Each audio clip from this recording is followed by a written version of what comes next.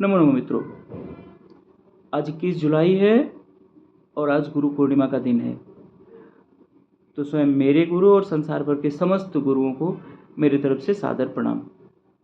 क्योंकि यह गुरु ही होता है जो हमें सोचने, विचारने, बोलने, चालने की शक्ति प्रदान करता है।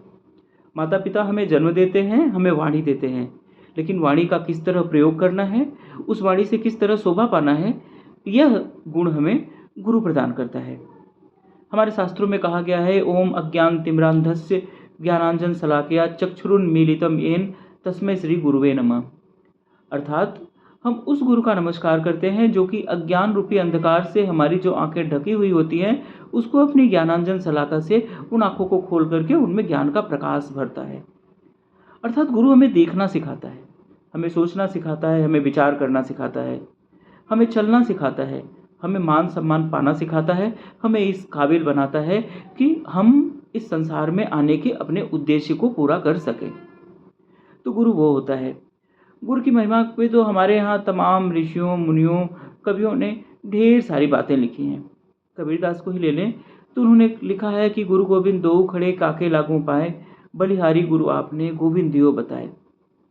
एक अन्य जगह पे वो लिखते हैं कि गुरु कुमार सिख कुंभ है, गढ़ी गढ़ी काढ़े खोट, अंतर हाथ सहार दे, बाहर लाहे बाहे चोट। अर्थात गुरु एक कुम्हार की तरह होता है और उसका जो शिष्य होता है वो एक अनगढ़ घड़े की तरह होता है। गुरु अंदर हाथ से सहारा देते हुए बाहर से उसे धीमे धीमे चोट दे करके उसे एक आकार दे देता है। अनगढ़ मिट्टी के लोंदे को एक सुगढ़ घड़े में बनाने की क्षमता सिर्फ कुम्हार रूपी गुरु में होती है। एक अन्य जगह कबीरदास जी लिखते हैं, कुमति कीच चेला भरा, गुरु ज्ञान जल होए, जन्म जन्म का मोर्चा पल में डारे धोए। वो कहते हैं कि जो चेला होता है, जो शिष्य होता है, वो तो कीचड़ से भरा होता है, कुमति रूपी कीच से भरा होता है, और गुरु के पास ज्ञान रूपी जल होता है। जन्म जन्म का मोर्चा लगा होता है जो उसके बुद्धि पर, विवेक पर, उसको वह ज्ञान रूपी पानी डाल करके धो देता है और उसे पुनः चमचमा देता है, उसमें चमक ला देता है, उसमें निखार ला देता है।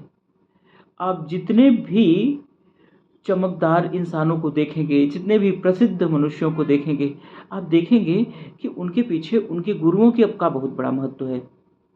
यदि उनके गुरु उनके वैसे न मिले होते तो शायद वे जिस मुकाम पे हैं उस मुकाम पे न होते। क्या हम ये कल्पना कर सकते हैं कि अब्दुल कलाम को यदि उनके गुरु न मिले होते तो अब्दुल कलाम बन पाए होते? क्या हम कल्पना कर सकते हैं कि अर्जुन इतना बड़ा धनुर्धर बन जाता यदि उसे द्रोणाचार्य का सानिध्य न मिला होता?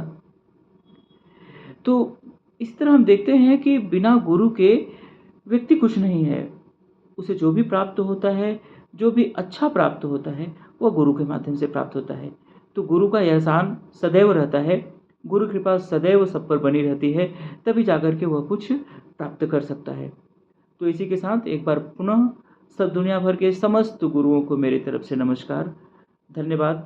मैं आजीवन आभारी रहूँगा अपने गुरु का और दुनिया के समस्त गुरुओं का, जिन्होंने कि हमें और हम जैसे तमाम लोगों को इस काबिल बनाया कि वे अपनी वाणी को, अपने विचारों को अपनी वाणी में प्रकट कर सके।